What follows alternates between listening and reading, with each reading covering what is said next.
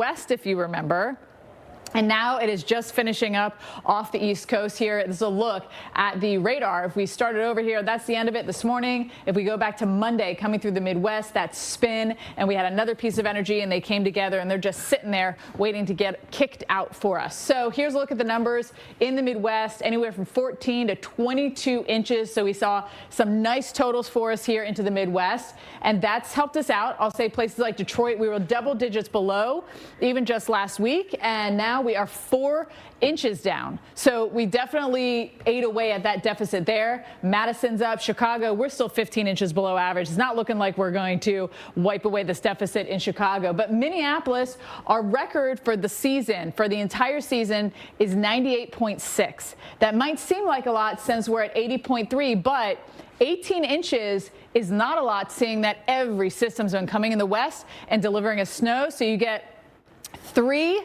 6-inch snows, you could be at that record. So if you break it down, it's really not a lot here. Let's look at Milwaukee for our season. We are well above where we were 21-22 last year, I should say, and we are still just slightly below average here in Milwaukee. Now in the Northeast, we have been 2, 3, 4 feet below average. It's been really, really bad for us. But the past couple of days, we got snow. In Albany, New York, I had my eye on you wiping out your deficit. And look at the numbers here. We saw 3 feet of snow anywhere from Vermont, New Hampshire, Massachusetts on into New York. And one of those places was Albany. We are now running above average by a couple inches. So we were having a deficit, but this one snowstorm we were down by, I want to say it was something like 7 inches, if my memory serves me correct, Jordan. And we've just knocked that out. Close. The threat for severe storms.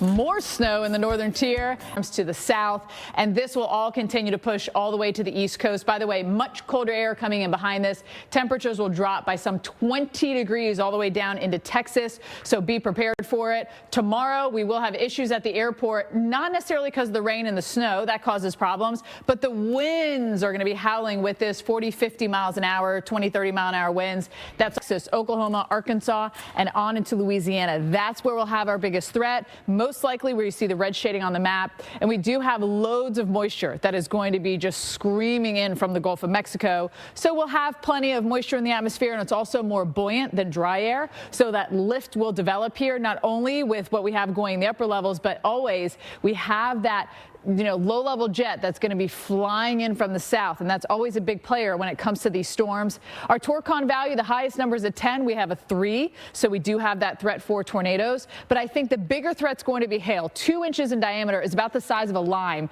Are you watching us and you're, getting dressed, you're in the kitchen?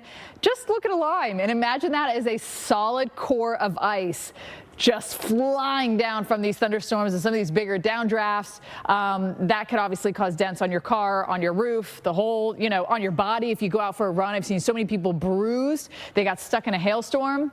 The energy really kicks off as we head into tomorrow afternoon. Notice this line right here around 3 o'clock. Yes, we'll see rain ahead of it with a little bit of a pregame, and then more storms right over that same area. So the fact that we'll see storm after storm after storm means that we do have that threat for flooding as well. Everything pushes east and pushes south.